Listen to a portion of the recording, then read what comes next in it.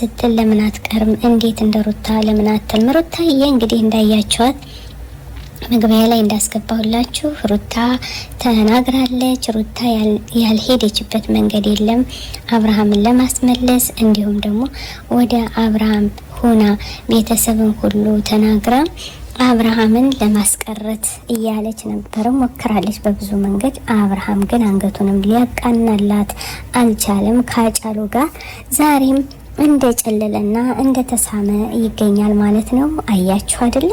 ወንድ ባለ ትዳር እንግዲህ ሩታ ምን አለች?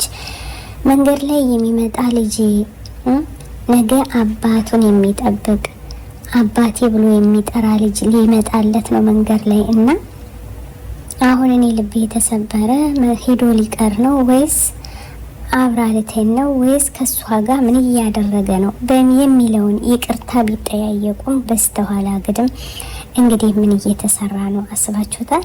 እና ውዶች እንግዲህ ቻናል ቢከፈትላትም ሄርሜላ ግን እንዳልተወችና ሄርሜላ መንገዱን እንዳልጠረገች እንነግራችኋለን። ሆኖም ግን ቻናል ቢከፈትላት ሳመችው እንዲህ አርፋ ትቀመጥም?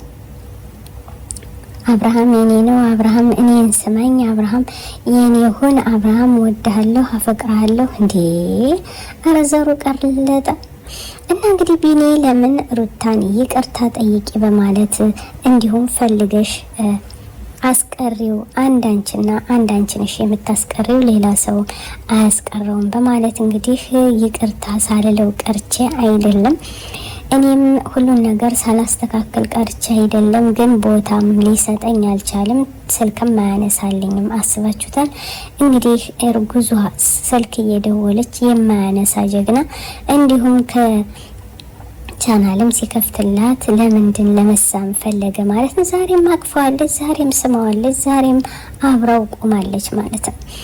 እነዚህ ለማድረግ ለምን ታስፈለገ? ከምር እውነት ለመናገር በጣም ይደብራል። ይኸው ከካሜራ ጀርባ ሩታ የብዙን ነገር እየሰራችና ልጄ ገና በዱንያ ላይ ያልመጣው ልጄ እኔ አባቱ ጋር እንዲለይ አልፈልግም ብዬ ብዙ ነገር ለምኛለሁ ቢኒ። ስለዚህ ምንም አብርሃም ነው አንገቱን አላቃናልኝ ያለ እያለች ብዙውን ነገር እያወራች እውነት ለመናገር ልቤ ተሰብሯል። እና ይሄን ሁሉ ለምን በዚህ መንገድ ለምን መሄድ አስፈለገ?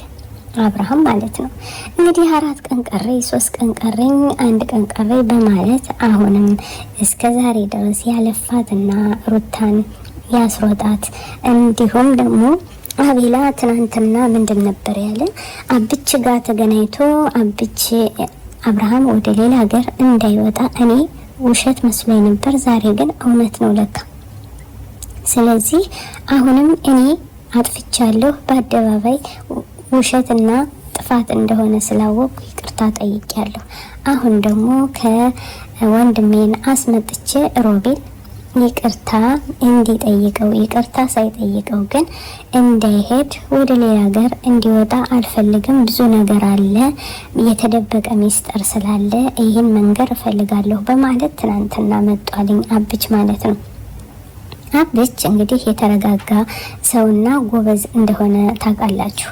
ውሸት እንደሆነ መንገዱ ሲቀይስ ሲያዩ ወደ ኋላ የተመለሰ።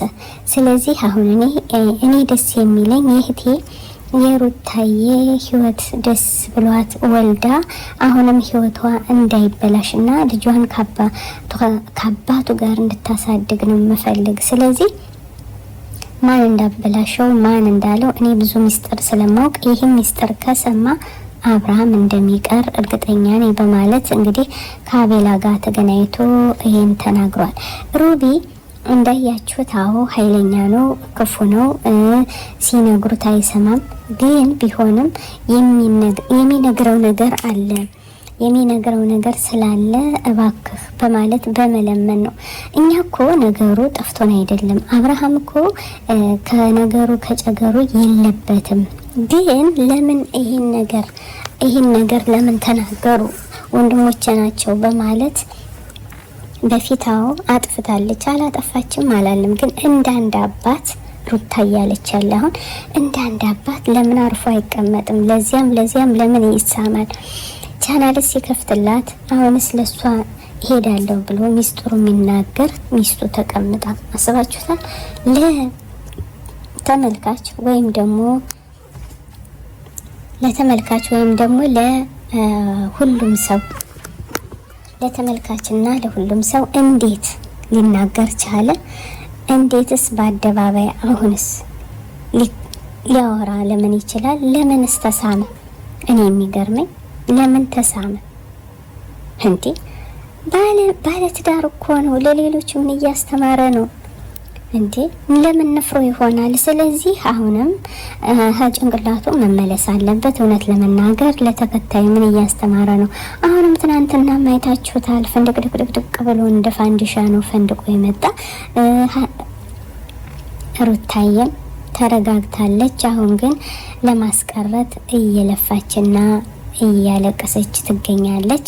ያው ይቅርታ ማለቱ እኔ ምንም አይከብደኝም፣ ያጠፉ ወንድሞችም አጥፍተዋል። ግን ቢሆንም እሱ ለምንድነው ሚስቱን ማከብር የሚስቱን ስምሳ አጥፍቶ እንዲሁም ደግሞ እየለመንኩት ለምን እኔን አይሰማኝም? ጭራሽ አይሰማትም እኮ ይገርማችሁም፣ አይሰማትም። ያለህ ማን ጋር ነው? ከምትሮጠው ጋር ከምትዘፍነው ጋር ከምትጫወተው ጋር እንዴ? እና አሁንም ለምን ይሄን ለማድረግ እንዳስፈለገውና ሩታ እንግዲህ ይቅርታ ማለቱ እኔ ምንም አይከብደኝ ብላለች። ሩታ በጣም ታሳዝናለች። አሁንም ሰዓቱ እየደረሰ ስለሆነ እባካችሁ ሼር ላይክ አድርጉ። እሺ ወዶች ጥፋተኛ ማን እንደሆነ አውቀናለኝ። እንዲሁም ትልቅነ ሰው መግባት አለበት። አብርሃም ወደ ሌላ መውጣት የለበትም። 3 ቀን ቀርቶታል። እንዲሁም እውነታውን እየተናገረ ሩታ በስተኋላ እየለመነችው ነው። ይቅርታም ብላለች። እነ ሮቢ ሁሉ ይቅርታ ብለዋል። እንደወደዳችሁ ተስፋ አደርጋለሁ። ሰላም አለይኩም ወራህመቱላሂ ወበረካቱ። أنا الداعي بإيماني على الإسلام رباني، سأعلي رايتي دوما، سأعلي